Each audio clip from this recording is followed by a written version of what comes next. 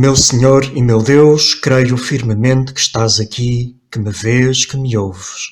Adoro-te com profunda reverência. Peço-te perdão dos meus pecados e a graça do Espírito Santo para fazer com fruto este tempo de oração.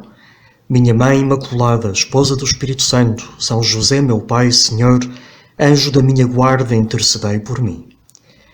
Ainda estamos meio atordoados pelos acontecimentos de ontem. Revivemos o momento em que os apóstolos, fechados numa casa com medo, sentiram uma rajada de vento e de repente viram descer sobre cada um deles uma língua de fogo, todo um espetáculo de luz e som.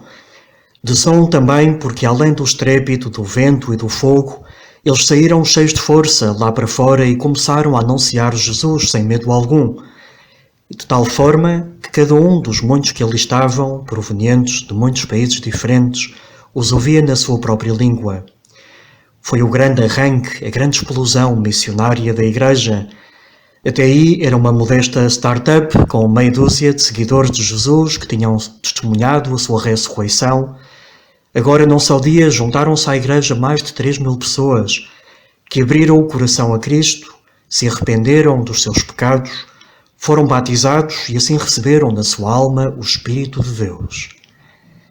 A Igreja conheceu naquele dia de Pentecostes uma taxa de crescimento brutal, mas foi apenas o início.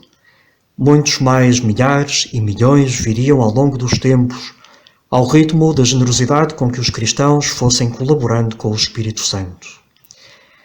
O anúncio de Cristo morto e ressuscitado, Senhor da vida e da morte, chegou também até mim e até ti. E no nosso batismo, Ele deu-nos também a participar do seu Espírito, esse Espírito que Ele tem em plenitude na sua alma de ressuscitado. Quando conservamos o Espírito Santo em nós, somos verdadeiros templos nos quais Deus habita, nos quais vive e atua o amor de Deus. Um dos dons que recebemos do Espírito Santo e que ontem a Igreja pedia para todos nós, de maneira especial, um dom que foi reforçado na nossa confirmação, no Crisma, se já o recebemos, é o dom da sabedoria. É uma sabedoria que não se aprende nos livros, mas que é comunicada à alma pelo próprio Deus, que ilumina e ao mesmo tempo cumula de amor a mente e o coração, a inteligência e a vontade. É um conhecimento mais íntimo e saboroso, daí vem sabedoria, de saborear, um conhecimento mais saboroso de Deus e dos seus mistérios.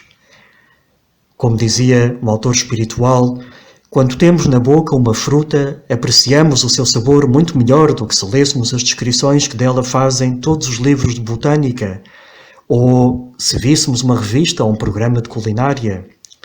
Que descrição se pode comparar ao sabor que experimentamos quando provamos uma fruta?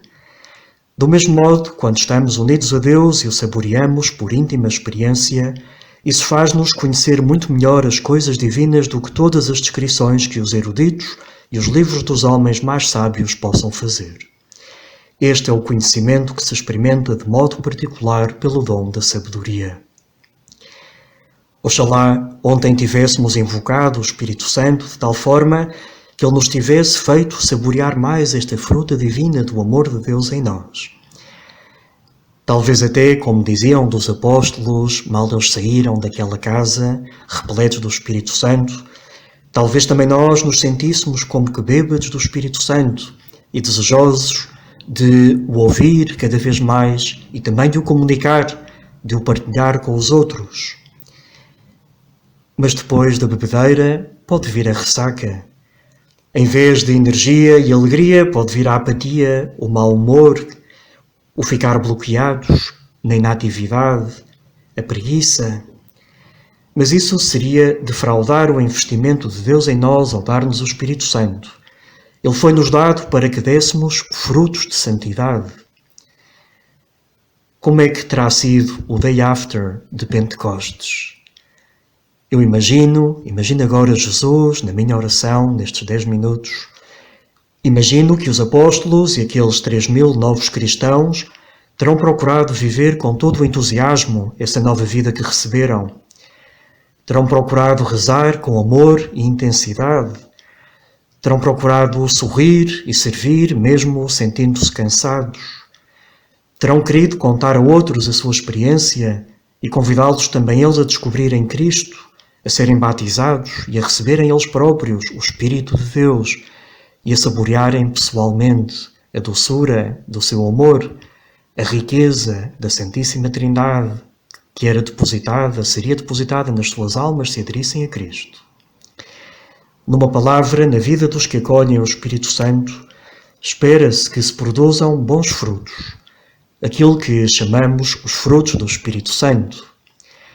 Na sexta-feira passada participei numa cerimónia de confirmação e o Sr. Bispo, na homilia, dizia aos familiares daqueles e daquelas que iam ser crismados dentro de poucos momentos, dizia que vai-se notar que eles vão ser confirmados, porque amanhã de certeza que o quarto deles vai ficar arrumado, a cama vai ficar feita. Não vão dizer já vou quando lhes pedirem alguma ajuda, não vão discutir uns com os outros, mas vão procurar cuidar uns dos outros com alegria. Eu gostava de ser mosca para ver se no sábado isto foi ou não uma realidade. Ele há sido em certa medida, mas como nos acontece todos os dias, também chegamos ao final do dia e vemos. Se calhar hoje não fui suficientemente digno deste dom do Espírito Santo, não me deixei conduzir por ele tanto como poderia e como ele gostaria. Mas isso também é um dom do Espírito Santo, que nos leva a reconhecer a insuficiência da nossa resposta, a pedir perdão com dor de amor, com pena de não termos correspondido com todo o amor que poderíamos, e assim a recomeçar com esperança no dia seguinte. Quais são os frutos do Espírito Santo? A irmã Lúcia conta nas suas memórias uma história engraçada de quando ela era pequenina. Um dia, ouvi a mãe perguntar ao pai que coisas havia lá pelas terras já boas para ir apanhá-las para comer. O pai respondeu: os frutos que há agora pelo Espírito Santo, era a altura do ano em que estariam, como nós agora, são as favas, as ervilhas e as cerejas. Fiquei com isto na cabecinha e quando, no domingo, depois da missa, o senhor prior deu a catequese às crianças, perguntou: olhai lá, meus meninos, qual de vós é que me sabe dizer quais são os frutos do Espírito Santo? Eu levantei-me muito esperta e disse: sei eu. Ai sim, respondeu o pároco, então diz lá. São as favas, as ervilhas e mais as cerejas. Fiquei muito surpreendida quando vi rir o pároco, a mãe e todas as outras pessoas que se encontravam na igreja assistindo à catequese, esperando pelos filhos para levá-los para casa quando terminasse. Depois o pároco perguntou-me: diz lá, minha pequena, quem é que te ensinou isso? Respondi: ouvi o pai a dizê-lo à mãe. Então a mãe levantou-se e explicou o que tinha acontecido. Quando, depois, estávamos todos em casa a jantar, a mãe contou ao pai o que tinha acontecido. O pai respondeu, rindo: não está mal, que os frutos da terra que há pelo Espírito Santo são esses. Com esta resposta do pai, eu ganhei ânimo e disse: então vê, mãe, eu disse a verdade. A mãe respondeu: não, tu disseste quais eram os frutos da terra. E o senhor prior perguntou quais eram os frutos do Espírito Santo, que são outros. São caridade, gozo, paz, longanimidade, mansidão, fé, modéstia, continência e castidade, paciência, benignidade e bondade. E tratou logo de ensinar-nos, de modo que na vez seguinte eu já soubesse dizê-los como eles eram. Os frutos do Espírito Santo não são as ervilhas, as favas e as cerejas, mas são esses frutos que amadurecem na alma de um cristão quando ele se deixa conduzir pelo Espírito Santo. São Paulo, a título de exemplo, menciona 12 desses frutos, estes que a mãe da Lúcia bem sabia e que procurou ensinar-lhe, e que nós podemos também agora pedir ao Espírito Santo que nos dê. Espírito Santo, Divino Mestre, Divino Hóspede da minha alma, faz com que surjam em mim esses frutos de caridade, de paz, de amor. Em primeiro lugar, figura entre os dons, os frutos do Espírito Santo, a caridade, a primeira manifestação de que estamos unidos a Cristo.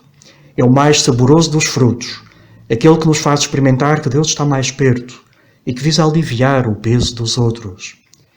A caridade delicada e ativa com os que convivem ou trabalham conosco é a primeira manifestação da ação do Espírito Santo na alma. Não existe sinal, dizia um autor antigo, nem marca que distinga o cristão e aquele que ama a Cristo como o cuidado dos nossos irmãos e o zelo pela salvação das almas.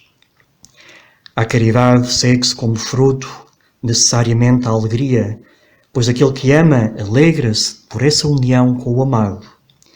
É uma alegria que caracteriza o cristão e que permanece por cima da dor e do fracasso. Essa caridade e essa alegria geram paz no nosso interior e paz também à nossa volta. Vamos pedir ao Espírito Santo que nos dê este gosto pelas coisas de Deus, que nos leve a viver uma vida cheia dos bons frutos da santidade, dessa caridade, alegria, paz, mansidão, paciência, pureza e todos os demais frutos saborosos que dá uma alma guiada pelo Espírito Santo.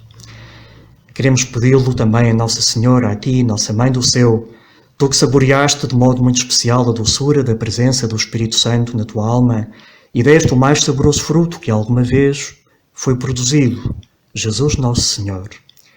Hoje honramo-la no santuário de Nossa Senhora de Lourdes, no Mianmar, um país onde tem havido agitação social e sofrimento nos últimos tempos, como sabemos pelas notícias.